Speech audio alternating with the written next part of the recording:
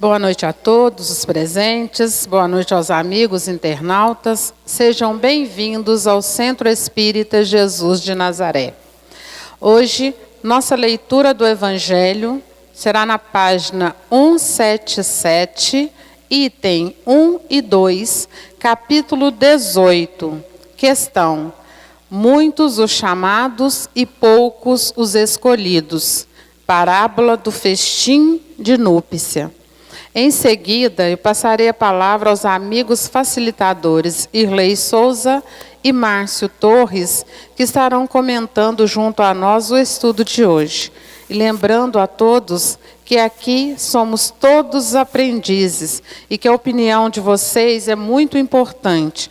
Quem quiser dar a sua opinião, é só levantar a mão que levaremos papel e caneta até vocês. Bom estudo a todos. Parábola do festim de núpcias. Jesus, falando ainda por parábola, lhes disse: o reino dos céus é semelhante a um rei que, querendo realizar as núpcias de seu filho, enviou seus servidores para chamar às núpcias aqueles que foram convidados. Mas eles se recusaram a vir. Ele enviou ainda outros servidores com ordem de dizer de sua parte aos convidados: eu preparei meu jantar, fiz matar meus bois e tudo o que havia feito cefar. Tudo está preparado, vinde às núpcias. Mas eles não se preocuparam e se foram, um à sua casa de campo, o outro ao seu negócio. Os outros se apoderaram de seus servidores e os mataram, após lhes ter feito vários ultrajes. O rei, tendo sabido disso, se encheu de cólera e, tendo enviado seus exércitos, exterminou esses homicidas e queimou a sua cidade. Então, ele disse aos seus servidores: o festim de núpcias está todo preparado. Mas aqueles que haviam sido chamados, deles não foram dignos. Ide, pois, nas encruzilhadas e chamai para as núpcias todos aqueles que encontrardes. Seus servidores, indo então pelas ruas, reuniram todos aqueles que encontraram, bons e maus. E a sala de núpcias ficou cheia de pessoas que se sentaram à mesa. O rei entrou em seguida para ver aqueles que estavam à mesa, e tendo notado um homem que não estava com a roupa nupcial, lhe disse: meu amigo, como entrastes aqui sem ter a roupa nupcial? E esse homem permaneceu mudo. Então o rei disse aos seus servos: atai-lhe as mãos e os pés, e lançai-o nas trevas exteriores.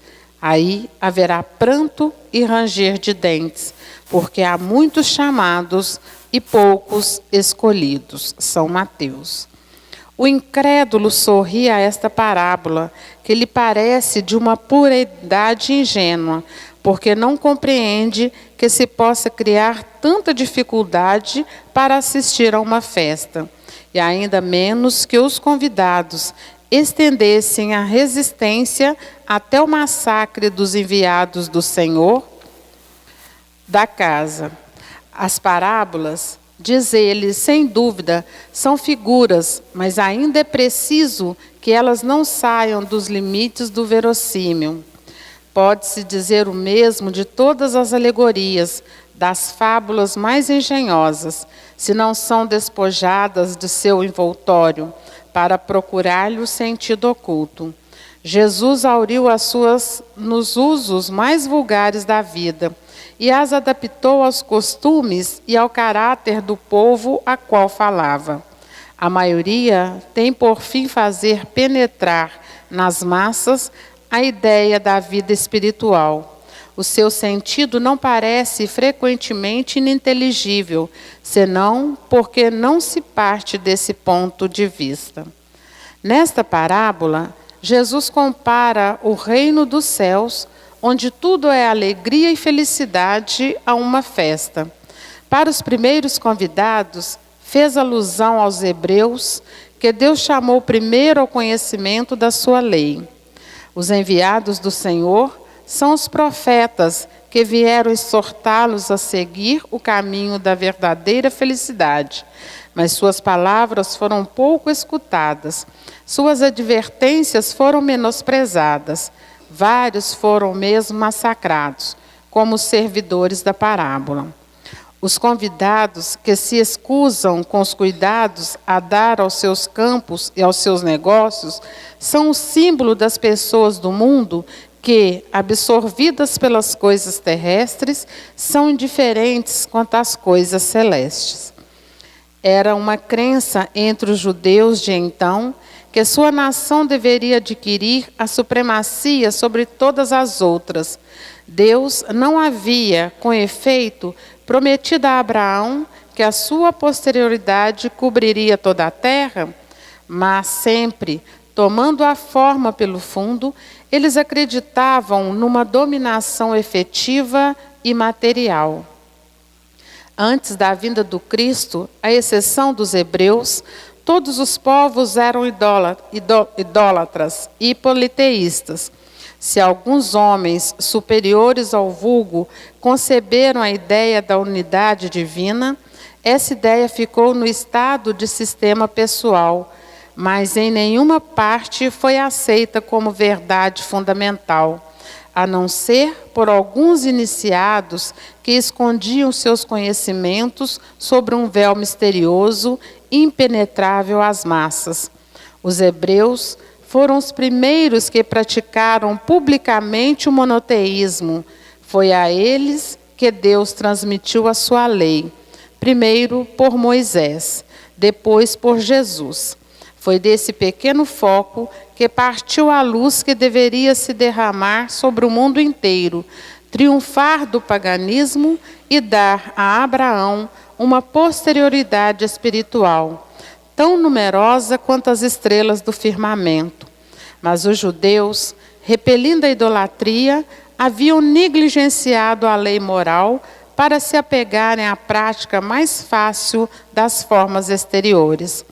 O mal chegara ao auge. A nação dominada estava fragmentada pelas facções, dividida pelas seitas, a incredulidade mesmo havia penetrado até no santuário. Foi então que apareceu Jesus, enviado para lembrá-los quanto à observância da lei e abrir-lhes os horizontes novos da vida futura. Convidados primeiros para a grande banquete da fé universal, repeliram a palavra do celeste Messias e o fizeram perecer. Foi assim que perderam o fruto que teriam recolhido de sua iniciativa. Seria injusto, todavia, acusar o povo inteiro deste estado de coisas. Essa responsabilidade cabe principalmente aos fariseus e aos saduceus, que perderam a nação pelo orgulho, pelo fanatismo de uns e pela incredulidade de outros. São eles, sobretudo, que Jesus compara aos convidados que recusaram comparecer ao repasto de núpcia. Depois acrescenta: o Senhor, vendo isso, fez convidar todos os que se encontravam nas encruzilhadas, bons e maus. Ele queria dizer com isso que a palavra foi pregada a todos os outros povos, pagãos, idólatras, e o que esses, a aceitando, seriam admitidos na festa em lugar dos primeiros convidados. Mas não basta ser convidado, não basta levar o nome de cristão, nem se assentar à mesa para tomar parte no banquete, no celeste banquete. É preciso, antes de tudo, e como condição expressa, estar revestido com a roupa nupcial, quer dizer, ter a pureza de coração e praticar a lei segundo o Espírito. Ora, essa lei está inteiramente nestas palavras: fora da caridade não há salvação. Mas entre todos aqueles que ouvem a palavra divina, quão poucos há que a guardam e a praticam. Quão poucos se tornam dignos de entrar no reino dos céus. Por isso, Jesus disse: haverá muitos os chamados e poucos escolhidos. Boa noite a todos. Boa noite, nossos queridos irmãos instonautas. E que Jesus possa iluminar todos nós. Meus queridos amigos, hoje, como já foi lido, nós vamos falar um pouquinho, está lá no capítulo 18º do Evangelho segundo o Espiritismo, aonde vamos estudar mais sobre muitos os chamados e poucos são escolhidos. No capítulo 1, a parábola do festim de núpcias, que é o tema dessa noite. Vamos passar para o nosso querido amigo irmão Márcio, que ele vai fazer o comentário a respeito do assunto. Boa noite, pessoal. Opa, hoje tá bom. É com alegria, né, gente? Mais uma vez na casa do Cristo, tentando entender e aprender um pouco mais sobre seus ensinamentos, né? Essa passagem, ela é muito importante e interessante na nossa vida, porque a gente para refletir, né? Que são muitos os chamados, poucos os escolhidos. Quem é que chama? Né? Quem é que faz esse chamado? E quem é que faz essa escolha? Vamos refletir um pouco sobre isso. Deus é nosso Pai de amor, né? É um Pai de bondade, de justiça, de igualdade. Ele não faz distinção dos seus filhos. Para Deus, todos nós somos iguais. Mesmo que cometamos atos diferentes, mesmo que nossos corações sejam diferentes, mesmo que as nossas atitudes, comportamentos, crenças sejam diferentes. Porque isso é oriundo do nosso livre-arbítrio, das nossas escolhas ao longo das vidas que nós já vivemos. E Ele não faz distinção entre nós. Então o que é esse chamado? Muitos são os chamados. Nós vamos trocar esse muito para todos. Todos são chamados para a ceia do Senhor. Todos são chamados para esse banquete nupcial, que é essa festa de alegria, de prazer, né? de união. Porque as núpcias, elas significam união. Então é esse retorno a Deus. Toda a criação é chamada. Toda a criação é convidada. No texto, os amigos espirituais falam que Jesus, naquele momento, estava se referindo aos hebreus, que foram os primeiros, né, a elaborarem a ideia do Deus único, né, a entender esse Pai. Mas e hoje? Né? Quem são os chamados? Nós já vivemos o Cristo há 2000 anos, já temos o Evangelho, que é a boa nova, que é o ensinamento da realidade daquilo que nós somos e o que nós precisamos fazer para nós mesmos. E o chamado ainda está em aberto. Quantos, durante a história, vamos colocar na história mais recente, né, de Jesus para cá, tiveram a oportunidade de ver o Evangelho do Cristo? Quantas pessoas abriram esse Evangelho para dar uma olhadinha? Quantos leram o Evangelho? Quantos se preocuparam em entender esse Evangelho? E quantos realmente fizeram um esforço para vivenciar esse Evangelho? Existe uma diferença muito grande entre ler, entre estudar, entre praticar e entre vivenciar tudo isso. Todos nós somos chamados a todo instante à construção do homem de bem. Todos nós somos chamados. Essa escolha, ela é feita por nós.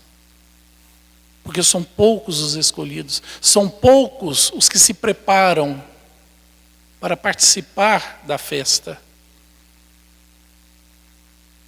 Muitos têm conhecimento, muitos têm, mas nem todos se preparam. Essa preparação é um trabalho diário, cotidiano, de uma luta interior contra os nossos defeitos, as nossas mazelas. É essa busca constante em construir virtudes em nós.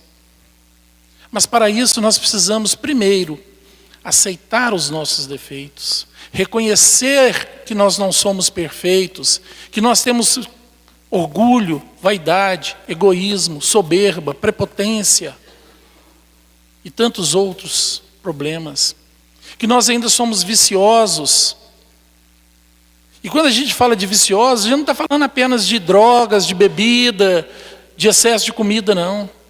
Nós somos viciosos do ódio, viciosos de excesso de ansiedade, né, de depressão, de desequilíbrio mental, de nervosismo.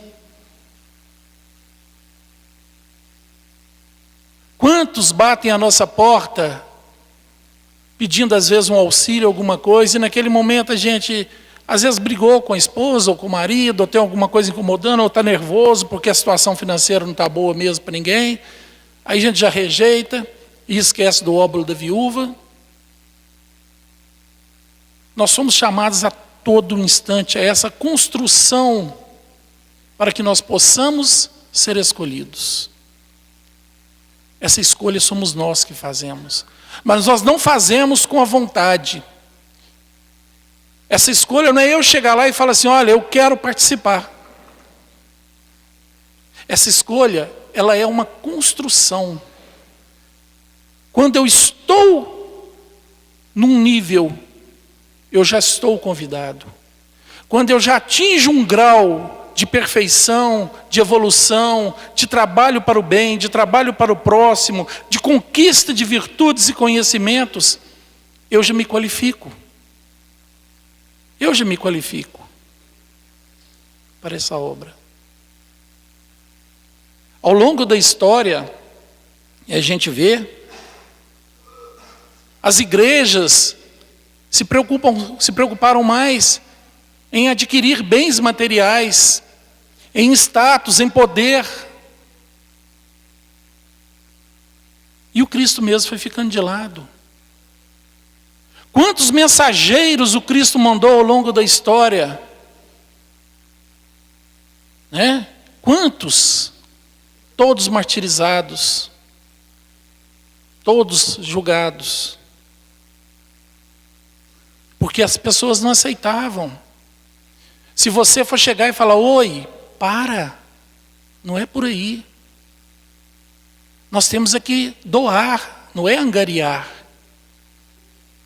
Você vai ser martirizado, você vai ser deixado de lado, você vai ser rechaçado. Hoje, graças a Deus, nós não somos mais lançados à fogueira, né? Nós não somos mais decapitados, enforcados, como foram os apóstolos do Cristo. Todos eles martirizados, todos, com exceção de João, que morreu velho. Mas diz a história que tentaram jogá-lo no óleo fervente, mas milagrosamente ele saiu sem sequelas. Mas todos foram martirizados. Por quê? Porque pregavam amor. Mas o amor é difícil, é complicado. Porque para eu amar, eu tenho que aceitar o outro. Para eu amar, eu tenho que ter paciência, eu tenho que ter resignação, eu tenho que ter doação, eu tenho que ter trabalho. E quando falo em trabalho, as coisas já começam a complicar, porque eu vou ter que sair da minha zona de conforto, eu vou ter que abrir mão do meu tempo de descanso, do meu tempo de lazer, de prazer, para ajudar, às vezes, uma pessoa estranha, uma pessoa que está ali, às vezes, fedendo, suja de vômito, de fezes, passando fome, necessidades. Mas eu não quero me expor a isso. É mais fácil eu tirar algum tostão do bolso e doar para alguma instituição de caridade, né? É mais fácil ainda, porque vai outra pessoa fazer, não eu. Mas eu estou ajudando. Está ajudando? Está. Contribuindo, sim. Tenho mérito? Tem. Tem mérito. Mas isso não constrói a veste nupcial. Essa veste nupcial, ela é construída pela luz que nós emanamos, pela vibração energética que nós emitimos, pela construção do ser. Esta é a véu de núpcias. Não adianta eu chegar lá no mundo espiritual, quando chegar a minha hora de voltar para casa, e falar para os amigos espirituais assim, para os amigos espirituais, gente, porque eu não vou ver Jesus ainda não. Estou muito longe de ver Jesus ainda. Olha, eu fiquei mais de 30 anos na doutrina espírita.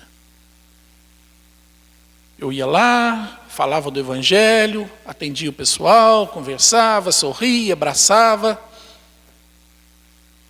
Mas e o coração, como é que está? Será que o que sai de dentro é puro ainda? Já está puro? Será que a energia que nós emanamos é uma energia já de ondas de prazer, de paz, de harmonia? Será que os pensamentos durante ao longo do dia são pensamentos positivos, pacíficos, construtivos? Será que dentro de nós não existe ainda uma crítica ao outro? Uma opinião? Será que o companheiro ou a companheira, na hora que pisa no meu calo, eu mantenho a tranquilidade, a paz, a harmonia interior dentro de mim? Há muito caminho a se andar ainda, né, gente? Há muito caminho a se andar. Nós estamos vivendo agora um final de era, onde nós já estamos saindo aí do mundo de provas e expiações, estamos em plena transição para o mundo de regeneração. E a gente está vendo aí a poeira levantada, né? Porque toda faxina requer que a poeira levante. Então está aparecendo muita coisa, a gente tem visto muita coisa acontecer. E nós sempre criticamos os atos. Porque os atos deles são grandes, né? Os políticos. São atos grandiosos de desvio de verba, onde poderia ser levada a educação, a saúde, ao bem-estar, ao idoso, né? Uma qualidade de vida melhor, a essa nação mais rica do mundo, que é o Brasil, né? De recursos naturais, de terras para agricultura. O Brasil é a nação mais rica desse planeta, gente, em tudo, mas mal aproveitada. Então a primeira coisa que a gente faz é criticar esses companheiros. Mas vamos parar para pensar, eles merecem nosso amor, porque foi para isso que Jesus veio. Veja bem, quando Deus chamou primeiro para as núpcias, aqueles que já conheciam a Ele, e falavam e levavam a ideia do Evangelho primitivo, né, do Deus único, nenhum deles estava aptos a aceitar o convite, porque estavam todos ligados às coisas materiais. Era tudo muito externo, né? Era só para manter status, condição financeira. O Evangelho era bom, mas para o outro. Para eu que prego, não. Eu que prego, eu quero é o meu. E infelizmente hoje ainda a gente vê isso acontecendo. Mas aí Deus manda seus emissários buscar aqueles das periferias, aqueles que ainda não conheciam a ideia do Deus único, aqueles que ainda não conheciam a verdadeira vida, que é a espiritual. E acabaram que aqueles que eram de outras seitas, de outras crenças, de outras filosofias, entenderam melhor a mensagem recebida. E foram eles os convidados. Porque Deus não me olha com o olhar do ontem. Deus só me vê com o olhar do agora. Porque Ele me conhece, Ele me criou, Ele sabe, antes de eu mesmo fazer, Ele já sabe da minha capacidade. Mas Ele sempre espera que a minha decisão seja para o bem. Porque a decisão é minha. A decisão é sempre minha. E Ele espera de mim isso. Mas Ele me respeita e aceita aquilo que eu fizer. Mesmo que para o mal. Porque Ele sabe que o amanhã eu serei diferente. Então ele só me vê com o olhar de agora. Eu não posso ficar me punindo por causa dos meus erros passados. Eu posso agora ser um ser diferente e ser um ser melhor. E essa construção quem faz sou eu. Então todos nós estamos a todo instante sendo chamados para as núpcias. Deus nos ama tanto que além da imortalidade, Ele nos dá a encarnação. A encarnação é essa oportunidade maravilhosa de estarmos numa escola de almas delinquentes, usando um uniforme de matéria física, para que, misturados, nós possamos aprender melhor. Vivenciar os meus próprios erros através das encarnações, para que eu aprenda com eles. Para que ao voltar para casa, eu possa ser um convidado dessas núpcias. Porque é isso que Deus nos quer. Deus quer que todos nós possamos sentar à mesa. Todos nós possamos sentar à mesa. E tantas e quantas encarnações forem necessárias para que eu consiga construir em mim essa veste nupcial, Ele me dará, porque Ele me ama. Mas, quanto mais eu demorar, mais eu vou sofrer aqui nesse planeta de provas e expiações. E nessa transição planetária que nós estamos vivendo, para quem já conhece bem a doutrina espírita, sabe.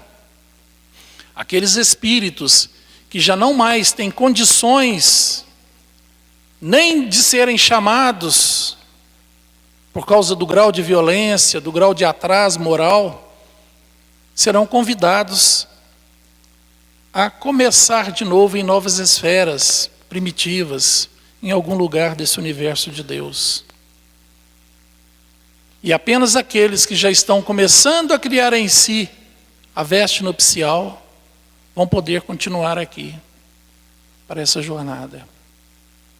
Mas nós já podemos sim merecermos mundos melhores. Mundos melhores, mundos mais felizes, dependendo do nosso esforço.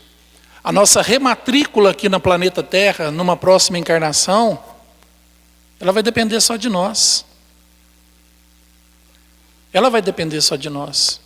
Se eu realmente necessitarei de estar aqui, reencarnado, ou se eu já posso pleitear mundos mais felizes também.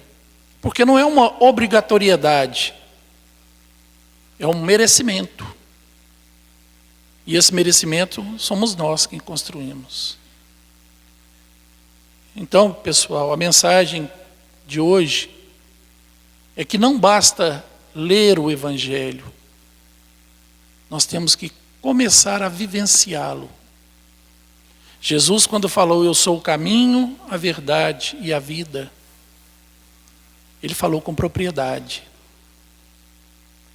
Porque Ele trouxe o Evangelho até nós. Ele veio com a única obrigação de mostrar que é capaz viver no mundo de carne, numa era de tremenda turbulência e violência, sem cometer um engano sequer. Nem um escorregãozinho Jesus cometeu. Ele saiu ileso. E vamos lembrar, Jesus era um homem. Um homem. Da mesma forma que eu sou, que uma mulher é, um ser humano. Jesus era um ser humano. Ele nasceu como qualquer ser humano nasce e viveu como qualquer ser humano vive. E isso faz dele muito maior do que se eu tiver dele uma ideia de especial de Deus. Realmente, especial ele é por mérito dele, por construção espiritual da sua vivência, da sua grandiosidade evolutiva. Mas ele veio como homem, viveu como homem, sofreu como homem e fez um trabalho impecável. para nos dar o exemplo. E trouxe para nós o que é preciso para que eu possa fazer o que ele fez. E nos alertou: vós sois deuses, sois capazes de fazer tudo o que eu faço e muito mais. Se nós ainda não começamos a fazer, foi porque nós ainda não quisemos. Porque nós somos capazes, porque ele afirmou. Então vamos vivenciar o Evangelho, trabalhar em nós esse amor, trabalhar em nós a caridade, a benevolência, a paciência, a resignação, a aceitação dessa cruz que eu mesmo construí. E vamos começar a carregar essa cruz, porque ela é minha. Mas vou seguir Jesus. E lembrem-se, Jesus também falava: o amor cobre uma multidão de pecados. Cada passo que eu dou carregando a minha cruz, seguindo a Jesus, ela vai diminuindo. Vai chegar um determinado tempo que essa cruz desaparece. Mas depende do nosso livre-arbítrio. Deus nos aguarda. Quem quiser ir mais rápido, seja convidado. Muito obrigado.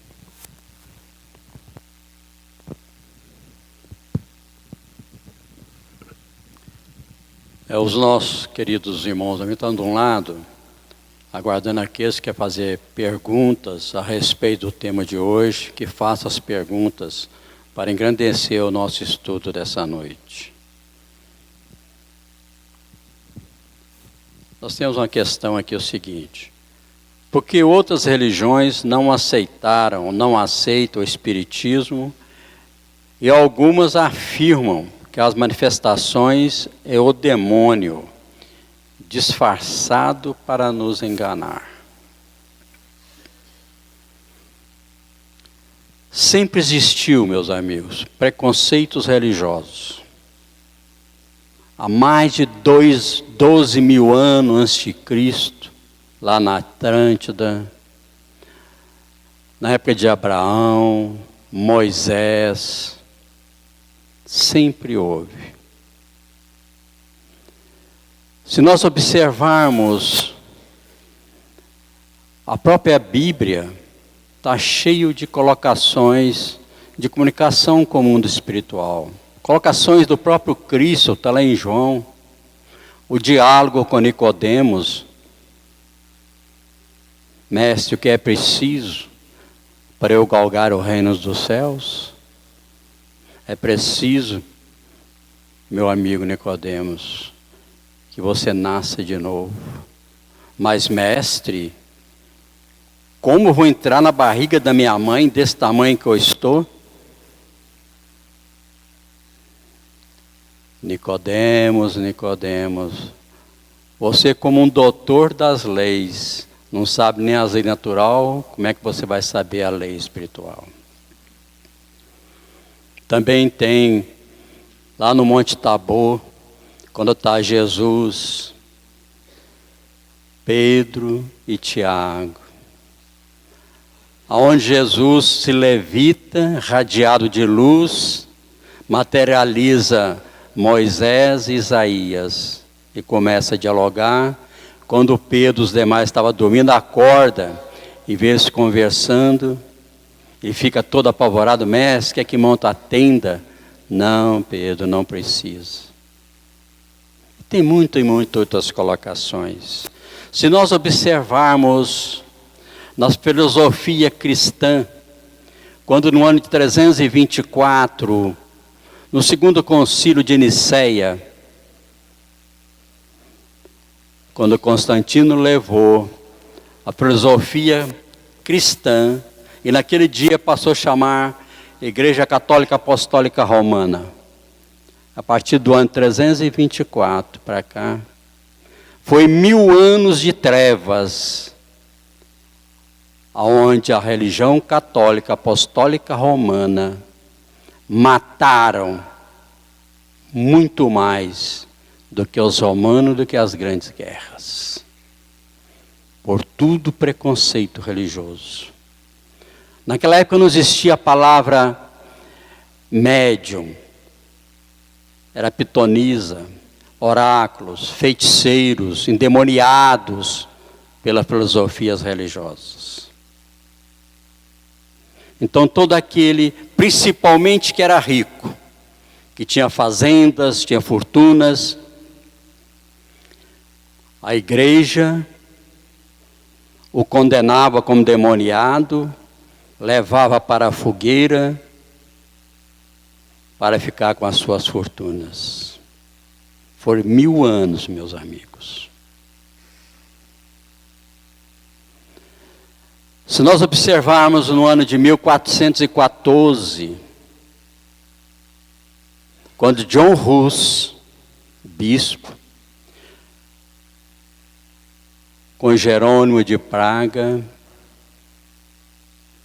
revoltaram-se contra a igreja por causa dessas perseguições, tudo iria para o inferno, que Deus criou o inferno, essas coisas mais. Eles também foram condenados à fogueira. John Hus, 1414. Em 1804 ele retornou à terra, na França, com o nome de professor Hippolyte Noirrivel, que é o nosso Allan Kardec. Vem em 1515, quando Lutero, com João Calvino, também revoltaram contra a igreja devido às suas perseguições, e também só era salvo aquele que pagava a indulgência, aqueles que não pagavam a indulgência iam para o inferno. Também foi perseguido. E na noite de São Bartolomeu, o Papa, junto com a Rainha de França, mataram centenas e centenas aqueles que aderiram ao luteranismo. E se nós observar, de 1515 para cá, o Lutero, quantas e quantas religiões evangélicas que existem? Mais de 240, com nomes completamente complicados, e cada uma com preconceito à outra.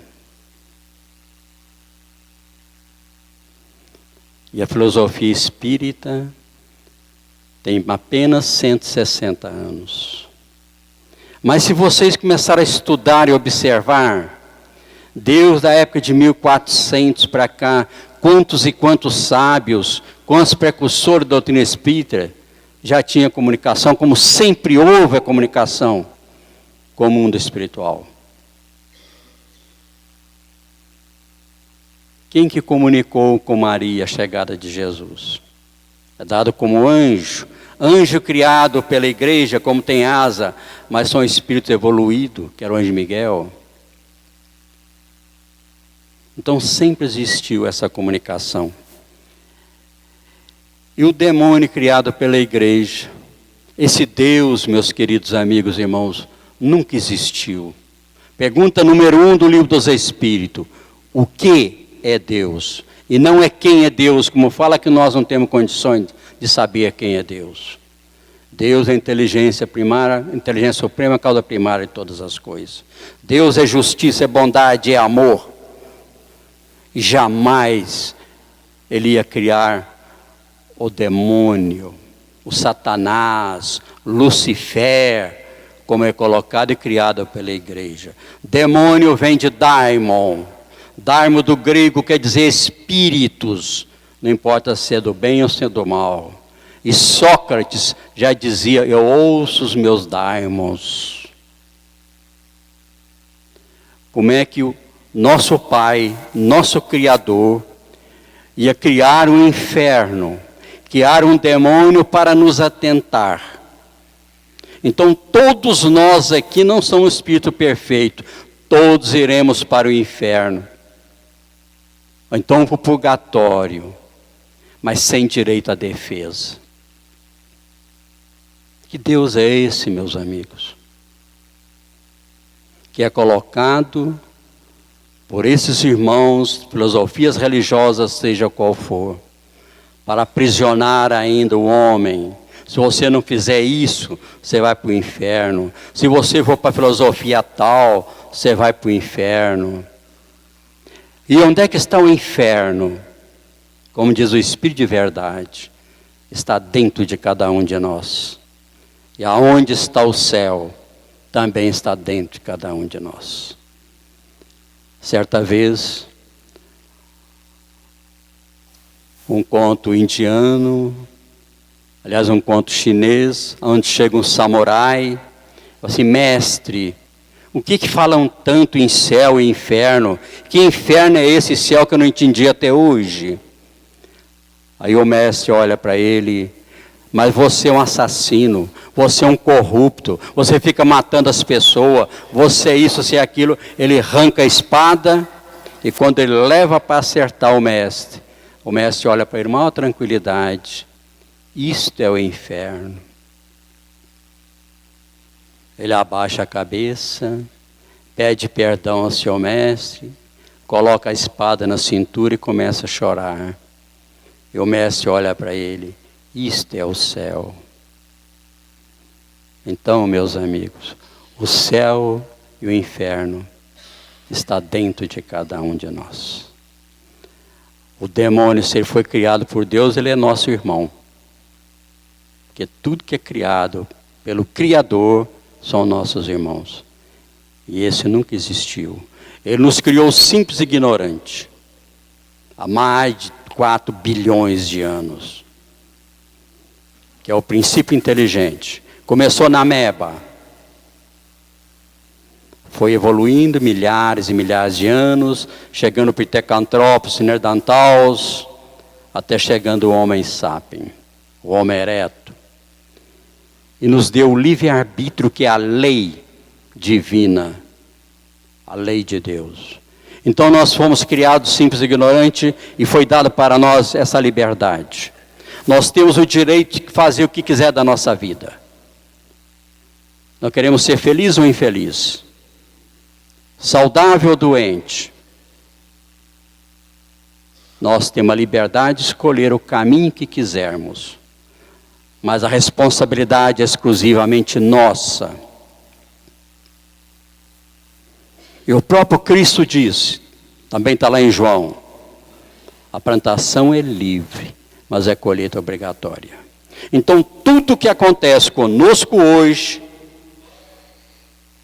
é a plantação desta vida ou de outras vidas. E tudo que nós estamos plantando na nossa vida hoje, é que nós colheremos amanhã. E Deus, o Criador do universo, nunca falou com ninguém. Jamais falou com ninguém.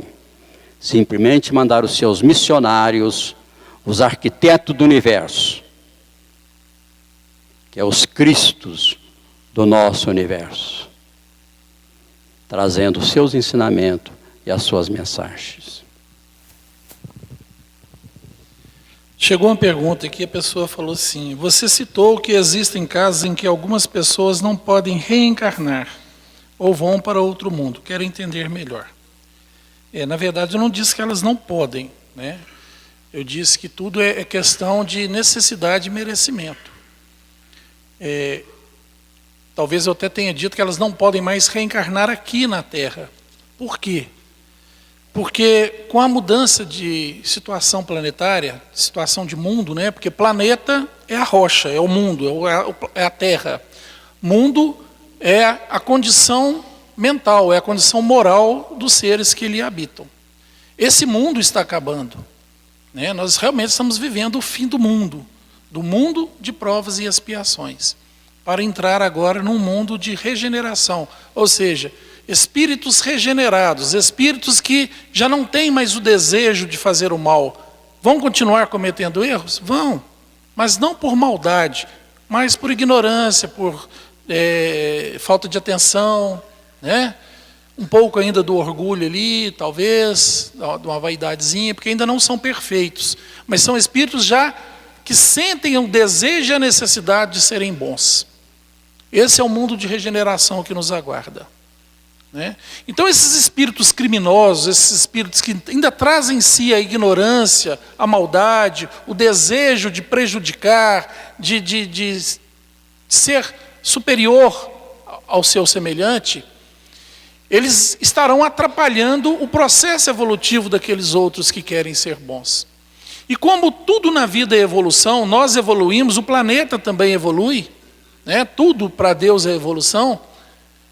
Eles não podem mais ficar aqui porque eles estariam atrapalhando. Mas como Deus também é amor, é justiça, é bondade, é perdão, Deus não vai simplesmente isolá-los ou abandoná-los. O que Deus vai fazer? Vai fazer com que eles repitam um ano. Vai matricular ele novamente lá no primeiro ano de grupo. Eles vão repetir o jardim da infância. Lá no mundo primitivo. Num mundo onde os seres humanos estão começando a caminhar por aquele planeta. Naquele planeta. Bárbaros ainda. E eles vão reencarnar ali.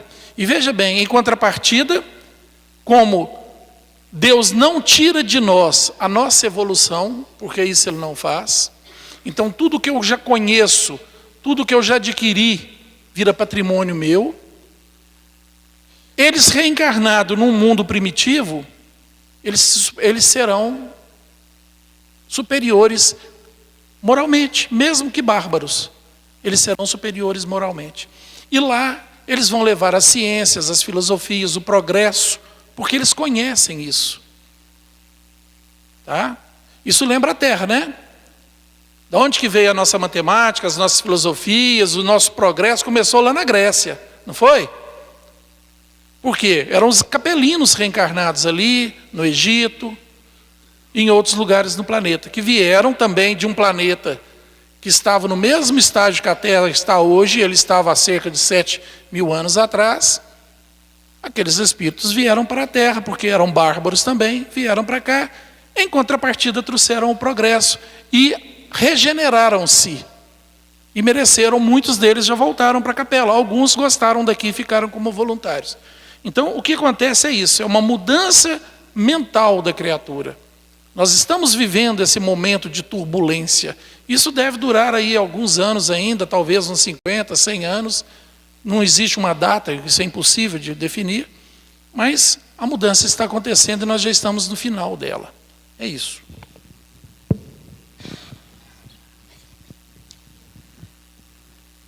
O que é o Espírito Santo para o Espiritismo e qual a sua função? Na filosofia espírita, meus amigos,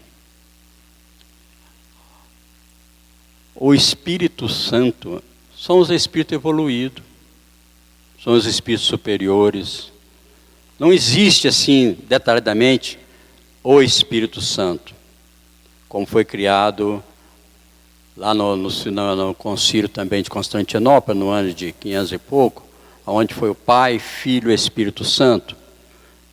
Também dogmas pela Igreja Católica Apostólica Romana, aonde naquele dia colocou Jesus como Deus. Jesus jamais foi Deus. Então o Espírito Santo, para nós espírita, são os nossos protetores, os espíritos de luz. Aquele que nos ajuda, nos orienta e ajuda no progresso da humanidade. Não vou falar muito mais não, porque está encerrando, tem mais perguntas para resolver, mas é isso. Filosofia espírita não tem Espírito Santo. Espírito Santo para nós é o Espírito evoluído, nosso protetor, Espírito de luz. Só ressaltar um pouco dessa pergunta aí, que ela é muito interessante. O que é santo? Santo é são, né? Santo, são, sadio. Um espírito sadio, um espírito que já não tem mais doenças, que já não tem mais máculas, um espírito de luz. Todos nós um dia seremos também espíritos santos de Deus, né? É um espírito sadio, aquele que já não tem mais débitos, que já não tem mais mazelas, que não trazem mais sequelas de coisas erradas, já evoluiu, já se tornou um espírito puro. Então ele é um espírito sadio, é um Espírito Santo. Qual a explicação das guerras no Oriente Médio? Faixa de Gaza, crianças inocentes que morrem. Não consigo entender o sofrimento dessas pessoas. Qual o propósito dessas guerras? O que o Espiritismo tem a falar sobre este assunto? Olha, ainda na doutrina espírita, pelo menos eu desconheço, pode ser que tenha, uma obra focada só neste assunto atual. Mas pelo aprendizado que a gente tem da doutrina, e que a doutrina já nos ensina, a gente pode dizer o seguinte: para começar, não existe inocente, né? Não existe inocente. Porque um pai de amor que me ama e me protege, me quer bem, jamais permitiria que eu sofresse alguma coisa sem que eu tenha merecimento ou que eu não tenha causado isso, né? Nessa encarnação é uma criança, e toda criança é inocente. Por que inocente? Porque como a vida passada foi apagada da sua mente física, e ela traz ali uma oportunidade de começar do zero, né, para ter uma nova oportunidade, sem que as sequelas e as máculas do passado a incomode, até que ela entre na fase adulta e comece aí a resgatar seus débitos, ela parece inocente. Mas lembre-se, o que está ali é um espírito imortal. É um espírito que já traz uma bagagem de vidas passadas. E Deus jamais permitiria que uma criança sofresse uma doença ou morresse de uma forma ou de outra, sem que aquilo não fosse de alguma forma um modo para que ela reflita ao voltar ao mundo espiritual sobre coisas que fez. E a família onde ela nasce também tem compromisso em perder um filho, em passar pela dor da perda de um ente querido. Porque Deus não comete erros, não existe acaso, não existe vítimas na lei de Deus, né? As guerras acontecem não porque Deus quer. Deus não interfere no livre-arbítrio.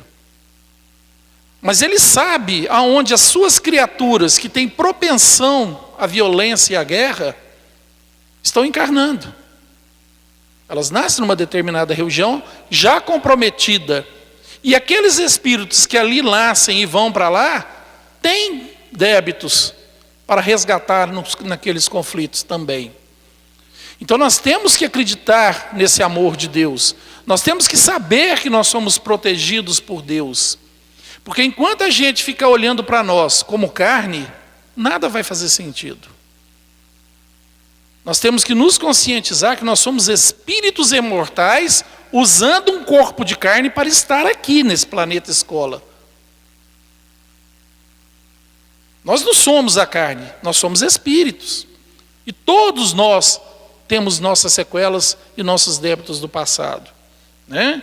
Então, as guerras acontecem porque o homem é ignorante, porque o homem é orgulhoso, porque o homem é egoísta, por poder financeiro ou econômico das nações. É por isso que a guerra acontece ainda, porque ainda somos espíritos atrasados. Gente, na escala, se a gente for fazer uma escala evolutiva dos mundos, nós ainda somos o penúltimo. Olha a qualidade moral que nós somos ainda. Nós somos o penúltimo. Nós acabamos de sair do mundo primitivo, estamos aí pleiteando entrar no mundo de regeneração. Nós ainda trazemos muitos débitos conosco, nós somos muito atrasados, muito ignorantes. Mas olha para você ver como é o amor de Deus. Nesses últimos 100 anos, olha a evolução da ciência, da medicina, da tecnologia. Olha quanto o mundo andou nos últimos 100 anos. Depois do advento, então, da internet, que aí deve ter uns 30 anos, olha o progresso que esse mundo deu, o salto evolutivo que esse mundo deu, e nós ainda estamos em segundo, penúltimo lugar.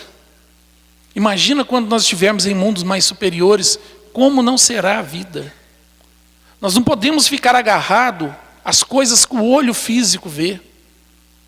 Nós temos que começar a sentir como espíritos imortais que nós somos.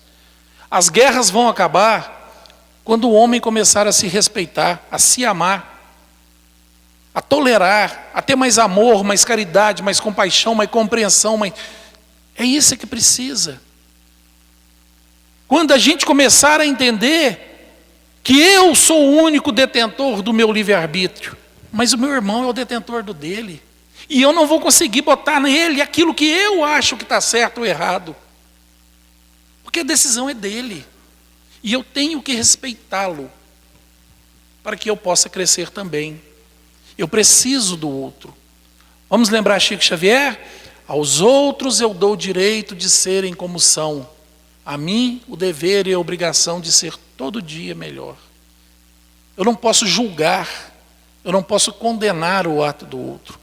Eu tenho sim que orar, perdoar, pedir a Deus que oriente, oferecer o caminho, mas respeitando até que ele diga não, porque o momento dele é aquele. É isso.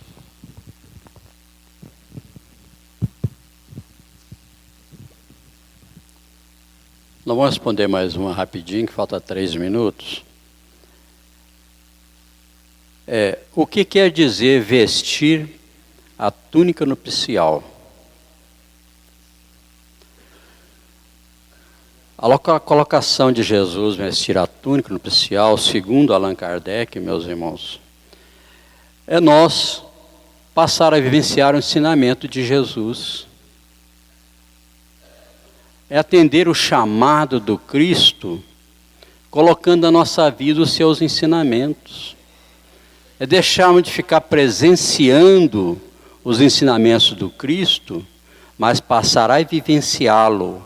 O que quer dizer isso? É colocar na nossa vida aquilo que Jesus ensinou para nós. Que é amar a Deus sobre todas as coisas e ao próximo como eu vos amei, segundo palavras de Jesus. Só nisso aí explica tudo. É nós não ter preconceitos de nada, nem de raça, nem de religião, nem social.